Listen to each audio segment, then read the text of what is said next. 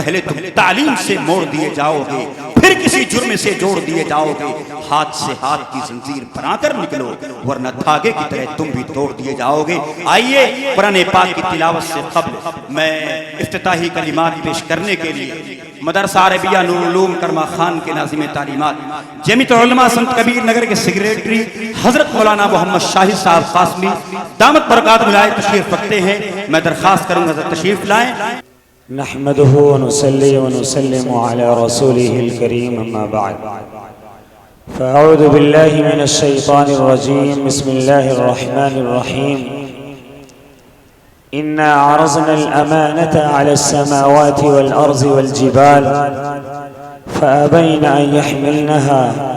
وأشفقن منها وحملها الإنسان وقال النبي صلى الله عليه وسلم من قرأ حرفا من كتاب الله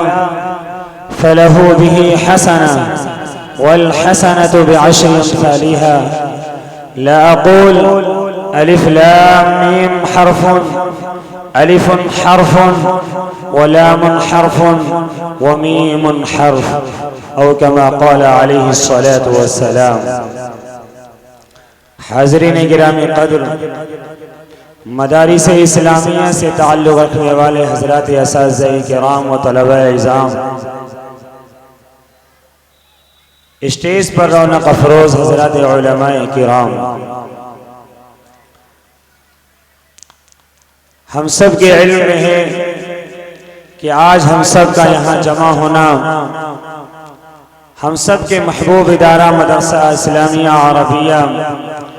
اس شاہی جامع مسجد کے وسیع و عریض میدان کے اندر اس کی 32 سالہ خدمات جو شعبہ حفظ کے تعلق سے ہوئی اور شعبہ حفظ نے اپنی 32 سالہ دور کے اندر جو حفاظ کرام کو تیار کیا، قرآن پاک کے حاملین کو تیار کیا، قرآن پاک کے الفاظ و نقوش کو اپنے دل و دماغ کے اندر سمانے اور بسانے کی جو خدمات انجام دی ہیں، ان نونہالوں، ان بزرگوں اور ان طلباء اور ان اساتذہ جو اس 32 سالہ دور کے اندر اس ادارے سے کسب فیض حاصل کیے اور جنہوں نے علم سے اور علم کے سرچشمے رشد و ہدایت سے اپنے سینوں کو انہوں نے معطر اور مزین کیا، ان کے سروں پر حضرات علماء کرام اور وقت کی بابصیرت شخصیات کے ہاتھوں سے دستار بندی بھی کی جائے گی اور انہیں دستار فضیلت عطا کی جائے گی۔ میرے دوستوں اور بزرگوں، آج ہم سب کا جمع ہونا جس نسبت پر ہے وہ ہے نسبت نبی پاک صلی اللہ علیہ وسلم کے اوپر نازل ہونے والی اس عظیم الشان کتاب کی کہ جس کے ایک ایک حرف کی صداقت و سچائی کی گواہی خود رب کائنات نے اپنے پاک کلام کے اندر دی، جس کے بال پر ایک ایک حرف کے اندر وہ صداقت و سچائی و امانت و دیانت کا سرچشمہ موجزن ہے کہ ساری کائنات ایک طرف ہو جائے، لیکن اگر وہ قرآن پاک کے کسی حرف کو داغ ڈالنا چاہے، کسی حرف کو مٹانے کی کوشش کرنا چاہے تو میرے پیارے دوست اور بزرگوں، دنیا کی کوئی طاقت اس کو نہیں مٹا سکتی ہے، کیونکہ اس پاک کلام کی حفاظت کی ضمانت و گارنٹی خود رب کائنات نے قرآن پاک کے اندر ببانگ دوہل اعلان کرتے ہوئے فرمایا اِنَّا نَحْنُ نَزَّلْنَا الذِّكْرَ وَإِنَّا لَهُ لَحَافِظُونَ، اس ذکر یعنی قرآن پاک کو ہم ہی نے نازل کیا ہے اور ہم ہی اسی قرآن پاک کی حفاظت کرنے والے ہیں۔ پتہ یہ چلا کہ اس پاک کلام کی حفاظت اللہ تبارک و تعالی نے خود ہمارے اندر لیا،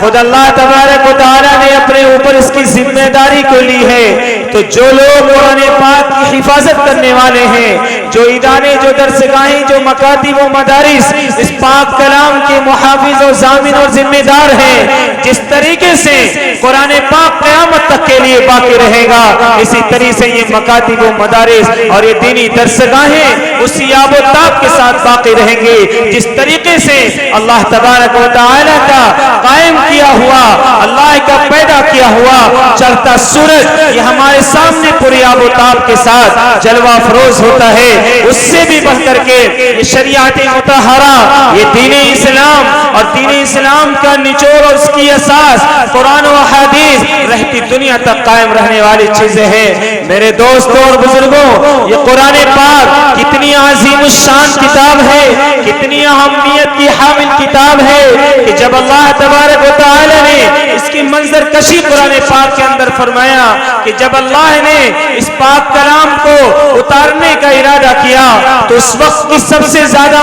سب سے مضبوط، سب سے اسٹرانگ اور سب سے طاقتور جو مخلوق تھی آسمان اور زمین اور پہاڑوں کے سامنے اللہ تبارک و تعالی نے اپنے فیصلے کو پیش کیا، فرمایا اِنَّا عَرَضْنَا الْأَمَانَةَ عَلَى السَّمَاوَاتِ وَالْأَرْضِ وَالْجِبَالِ کہ ہم نے اس امانت خداوندی کو آسمانوں کے سامنے، زمینوں کے سامنے اور پہاڑوں کے سامنے اتارنے کی کوشش کی، فَأَبَيْنَ يَحْمِلْنَهَا تو ہر ایک نے اس کے بار کو برداشت کرنے سے انکار کر دیا، وَحَمَلَهَا الْإِنسَانُ اور انسان نے اس کے بار کو برداشت کر لیا، یعنی جس پاک کلام کے بوجھ کو نہ آسمان برداشت کر سکا، نہ زمین برداشت کر سکی اور نہ پہاڑ برداشت کر سکا، میرے دوست اور بزرگوں ایک معصوم انسان اور ایک نطفے سے پیدا ہونے والا انسان اس پاک کلام کے بوجھ کو برداشت کر رہا ہے۔ آج اسی حاملین قرآن، آج انہی حفاظ قرآن کے سروں پر ہمارے سامنے دستار بندی کی جائے گی۔ میرے دوست اور بزرگوں، اللہ کے نبی صلی اللہ علیہ وسلم نے فرمایا من قرأ حرفا من کتاب اللہ فلہ بہ حسنہ کہ جو انسان اس پاک کلام کے ایک حرف کی تلاوت کرے گا اللہ تبارک و تعالی اسے ایک نیکی عطا فرمائیں گے، اور اللہ کیا یہ ضابطہ ہے کہ جب کوئی ایک نیکی کرتا ہے تو اللہ اسے 10 نیکیوں کا ثواب عطا فرماتے ہیں، والحسنۃ بعشر امثالها پھر پیارے آقا نے فرمایا لا اقول الف لام میم حرف، میں یہ نہیں کہتا کہ الف لام میم تینوں ایک حرف ہیں، الف الگ حرف ہے، لام الگ حرف ہے اور میم الگ حرف ہے۔ میرے دوست اور بزرگوں صرف اتنا نہیں ہے، آج ان حفاظ کرام، ان علماء کرام کو ہم توہین کی نگاہوں سے دیکھتے ہیں، ان کے اکرام، ان کی توقیر نہیں کرتے ہیں، لیکن کل قیامت کے دن اللہ کے نبی صلی اللہ علیہ وسلم نے ان کے مقام کو بیان کیا، یقال لصاحب القرآن کہ صاحب قرآن سے کہا جائے گا، حاملین قرآن سے کہا جائے گا اقرا وارتقی ورتل کما کنت ترتل فی الدنیا کہ پڑھتا جا اور چلتا جا اور جنت کے منازل کو طے کرتا جا، جس طریقے سے دنیا کے اندر تو قرآن پاک کی تلاوت کرتا تھا اسی طریقے سے تو تلاوت کرتا جا اور جنت کے منازل کو طے کرتا جا۔ میرے دوست اور بزرگوں یہ مقام ہے حاملین قرآن کا، یہ مقام ہے حفاظ قرآن کا، اور یہ مقام ہے قرآن پاک سے اپنا تعلق اور لگاؤ رکھنے والوں کا۔ اور آگے دیکھیے سیدنا عثمان بن عفان رضی اللہ تعالیٰ عنہ نے فرمایا کہ خیرکم من تعلم القرآن وعلمہ کہ تم میں سب سے زیادہ اچھے اور بہتر وہ لوگ ہیں جو قرآن پاک کو پڑھنے اور پڑھانے والے ہوں۔ میرے دوست اور بزرگوں، میرے نوجوانوں اور اس عظیم الشان قصبے کے میرے نوجوان دوست اور بزرگوں اور اس ادارے سے تعلق رکھنے والے تمام اساتذہ و اراکین و ذمہ داران وہ بھی خواہ، یہ تمام چیزیں ایک بچہ بھی اگر قرآن پاک کا ایک حرف پڑھتا ہے وہ ایک حرف کی تلاوت پر 10 نیکی کا بعد میں حقدار ہوگا، اس کے حقدار سب سے پہلے آپ ہوں گے، کیونکہ اسے ایک حرف پر 10 نیکی کے حاصل کرنے کا ذریعہ آپ بنے ہیں، آپ کا روپیہ پیسہ بنا ہے، آپ کی معاونت بنی ہے، آپ کی دعا بنی ہے، آپ کا تعاون بنا ہے اور آپ کی توجہ بنی ہے۔ آپ حفاظ کرام کی خدمت، مدارس و مکاتب کی خدمت اور مکاتب و مدارس کے اندر خدمت انجام دینے والے اساتذہ کرام کی خدمت، یہ در حقیقت اس دین خداوندی، وہ دین محمدی کی خدمت ہے جو اللہ تبارک و تعالی نے اپنے پیارے حبیب جناب محمد مصطفیٰ صلی اللہ علیہ وسلم کے اوپر نازل فرمایا تھا۔ اس لیے میرے دوست اور بزرگوں پوری ذمہ داری کے ساتھ اس پاک کلام کی خدمت کریں، پاک کلام کی حفاظت کریں۔ اس پاک کلام کی حفاظت میں جو کچھ آپ سے تعاون ہو سکے، معاونت ہو سکے، دل کھول کر کے پیش کریں۔ اللہ تبارک و تعالی ہم سب کو کہنے سننے سے زیادہ عمل کی توفیق نصیب فرماوے۔ وآخر دعوانا الحمدللہ رب العالمین۔ جزاکم اللہ۔